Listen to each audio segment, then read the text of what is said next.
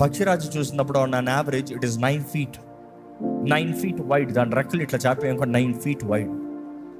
నా హైట్ చూస్తే 6.3. Imagine 9 feet ఇలాగా. అంటే నాకనే ఎంత ఎత్తు అనుకుని చూడండి.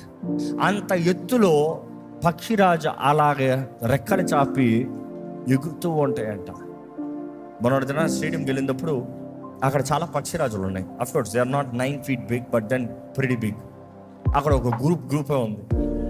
అక్కడ నడుచుకుని వెళ్తా ఉంటే ఒక్కొక్క పక్షిరాజు, అసలు పావురాలు ఉన్నాయి కింద, ఆ పావురాలు ఎగురుతాం ఒకటి, ఈ పక్షిరాజులు ఎగురుతాం ఒకటి. అవన్నీ నేల మీద నుంచి పడపడ ఎగురుతుంది.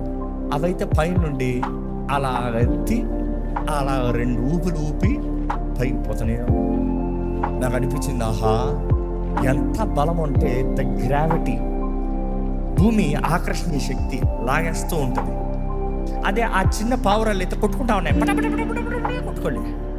కానీ ఆ పక్షిరాజుకున్న బలము, ఆ రెక్కల్లో ఉన్న బలము, సైజ్ పెద్దదే, వెయిట్ ఎక్కువే, కానీ దాంట్లో ఉన్న strength, your understanding what I'm saying?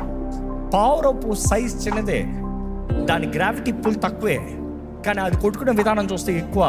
పక్షిరాజు చూసినప్పుడు అది ఎంత పెద్దగా ఉన్నా కూడా దాంట్లో ఉన్న స్ట్రెంగ్త్, ఈ మాట చదివినప్పుడు నాకు ఆ పక్షిరాజులు గుర్తొస్తాయి.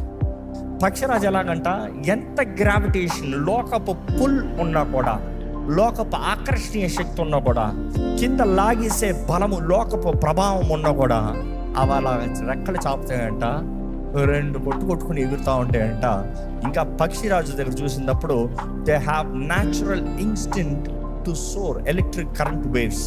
అంటే గాలిలో ఉన్న వేవ్స్, ఆ కరెంట్ వేవ్స్ ఎట్టు గాలి వెళ్తుందో వాటికి న్యాచురల్ ఇన్స్టింక్ట్ అంట. ఎట్టు గాలి వెళ్తుందో అందులోకి అట్లా ఫ్లైట్ లాగా టాక్సింగ్ చేస్తాయంట. అందులోకి దిగిన వెంటనే అలా రెక్కలు చాపి ఉంటాయంట. అంతే, అలా రెక్కలు చాపి పెడితే అవి వెళ్తూనే ఉంటాయంట. ఈరోజు మనం కూడా తెలుసుకోవాలి, దేవుని ఆత్మ కార్యం ఎట్లా జరుగుతుంది. Where is God's move, where is God's will.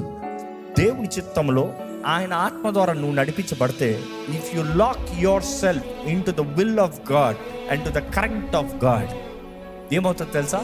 నువ్వు అలా పోతూనే ఉంటావు. ఈరోజు నువ్వు ఇంకా కొట్టుకుంటా ఉన్నావు అంటే something is pulling you down. లోకపు ఆకర్షణీయ శక్తి నేను కిందకి లాగేస్తూ ఉన్నాను అర్థం.